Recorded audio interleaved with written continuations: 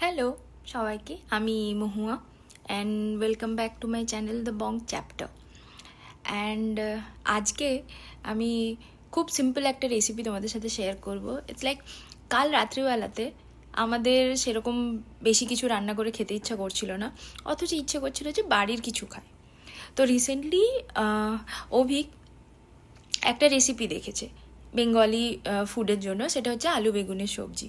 I know এটা শুনতে কীরকম লাগছে, আমিও এরকম মুখ বানিয়েছিলাম আগে, but the best part is এটাতে খুব কম ইনগ্রিডিয়েন্ট লাগে অ্যান্ড এটা প্রেশার কুকারে হয়ে যায়, তো খুব একটা সময় লাগে না। অ্যান্ড খেতে রুটি বা পরোটা বা ভাত দিয়েও অসাধারণ লাগে। তা আমি তোমাদের সাথে আজকে সেটা শেয়ার করি। আলু বেগুন মানে তো বুঝতেই পারছো যে খুবই ঘরোয়া রান্না। তো আমি প্রথমে ইনগ্রিডিয়েন্টগুলো বলে দিই। এখানে যেহেতু আমরা দুজনে খাবো তাই একটাই বেগুন নিয়েছি। এখানে আলুগুলো অনেক বড় বড় হয়, তো তাই একটাই আলুকে হাফ করে কেটে নিয়েছি। কেটে নিয়ে যেইভাবে আমি দেখাচ্ছি দেখো, এইভাবে লম্বা লম্বা করে আমরা আলু আর বেগুনটাকে প্রথমে কেটেছি। এছাড়া এতে লাগবে টমেটো, যেটাও একদম ছোট ছোট করে কাটা, আর লঙ্কাটা তোমাদের নিজেদের ইচ্ছে মতো যতটা ঝাল তোমরা খাবে ততটা, আর কিছু আদা, দ্যাটস অল। আর একটা ভালো জিনিস হচ্ছে এটাতে পেঁয়াজ রসুনও যায় না, তো শুধু আদা আর লঙ্কা, তার সাথে কিছু কিছু মশলা থাকে। তো প্রথমে দেখো আমি প্রেশার কুকারে কিছুটা ঘি নিয়ে সেটাকে আগে গরম করে নিয়েছি, তেলটাকে। অ্যান্ড তারপরে তার মধ্যে জিরে দিয়ে দিয়েছি, 1 টেবিল স্পুনের মতো জিরে। তারপর জিরেটা যখন মোটামুটি একটুখানি ভাজা হয়ে যাচ্ছে তখন আদাগুলো যে কুচি কুচি করে কেটে রেখেছিলাম, আদা আর লঙ্কা দুটোই দিয়ে দিয়েছি। দুটো দিয়ে দেওয়ার পরে যখন দেখবে মোটামুটি সেটা একটুখানি ভাজা হয়ে যাচ্ছে তখন আমরা তাতে দিয়ে দিচ্ছি টমেটোগুলো দিয়ে আমরা কিছুক্ষণ ওটা হতে দেবো যাতে টমেটোগুলো একটু সেদ্ধ হয়ে যায়। টমেটোগুলো যখন ভাজবো দেখো আঁচটা মিডিয়ামেই রাখবো যাতে খুব একটা বেশি জ্বলে না যায়।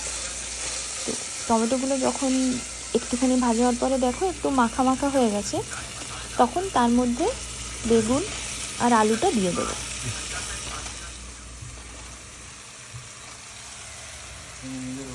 এই আলু আর বেগুনটা দেওয়ার পরে কে ভালো করে মিক্স করে নেব, নিচে আমার যে টমেটোটা হয়েছিল তার সাথে মিক্স করে নেওয়ার পর এতে পরিমাণ মতো নুন, একটু হলুদ, একটু কাশ্মীরি লঙ্কা, ধনে গুঁড়ো আর জিরে গুঁড়ো, এই মশলাগুলো দিয়ে দেবো। এই মশলাগুলো দিয়ে দেওয়ার পর এগেইন আবার এই সমস্ত কিছু ভালো করে মিক্স করে নিতে হবে। এই সমস্ত কিছু যখন ভালো করে মিক্স হয়ে যাবে তখন প্রেসার কুকারে অল্প একটুখানি জলের ছিটে দিয়ে প্রেসার কুকারের ঢাকা বন্ধ করে মিডিয়াম হিটে রেখে দিতে হবে। আমাদের একটা সিটির জন্যই রাখতে হবে। একটা সিটি যখনই হয়ে যাবে তখন গ্যাস থেকে ওটাকে সরিয়ে সাইডে রাখতে হবে। প্রেসার কুকারটা কিছুক্ষণ রাখার পরে যখন প্রেসার অটোমেটিক্যালি রিলিজ হয়ে যাবে তখন প্রেসার কুকারের ঢাকাটা খুলতে হবে।